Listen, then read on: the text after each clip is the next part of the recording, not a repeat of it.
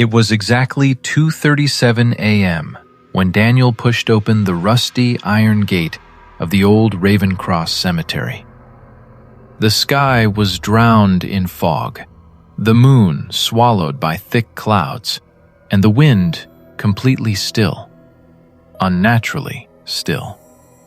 Daniel stepped inside, holding a dim flashlight and an old leather journal in his left hand. The journal belonged to his father, who had passed away 3 weeks earlier under mysterious circumstances. Inside the journal was a note, a warning, a place, a time, and one sentence that wouldn't leave Daniel's mind. "If you want to know the truth about me, come to my grave at 2:30 a.m. Daniel didn't know whether his father was insane during his last days, or if he truly wanted to reveal something dangerous. As he walked deeper into the cemetery, faint whispers drifted through the fog. They came from no direction, and from every direction at once. He stopped. The whispers stopped. He took another step. The whispers returned, louder. "Keep calm, Daniel. Just keep calm," he muttered to himself. But his voice trembled. He finally reached his father's grave, a tall, black headstone cracked down the middle as if someone had struck it with an axe. Daniel knelt, placing the journal onto the damp grass. He opened the first page. It wasn't his father's handwriting. It was shakier, rushed, terrified. "They are not dead," the page read. "They are only waiting." Daniel swallowed hard. He flipped to the next page. "If you hear them, do not answer. If you see them, do not move. If they whisper your name, run." Suddenly, a cold breeze swept behind him. Not natural, not gentle. It felt like breathing, human breathing, right behind his neck. Daniel froze. Slowly, he turned around. No one. But something was wrong. All the headstones around him were facing the opposite direction now, as if they had turned to look at him. Daniel stumbled back, nearly dropping the journal. Then he heard it. A voice. Soft, fragile, but unmistakable. "Daniel." His blood turned to ice. His father's voice, from behind the grave. "Dad?"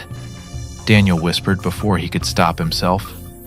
The moment the word left his lips, the entire cemetery reacted. Every whisper stopped. Every sound vanished. The fog thickened into a suffocating wall. Then, thud. Something slammed from beneath the ground. Once, twice, then violently, like something trying to break out. Daniel stumbled backward. No, this isn't real." But the ground beneath the grave began to split open.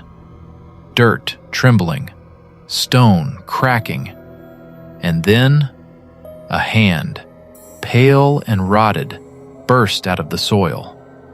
Daniel screamed and stumbled away, dropping the flashlight. Darkness swallowed everything. Only the faint moonlight remained. More hands burst through the dirt, not just from his father's grave, from every grave around him. Clawing, scratching, reaching.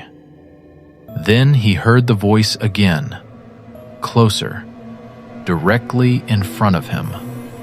"Daniel, I told you not to return here."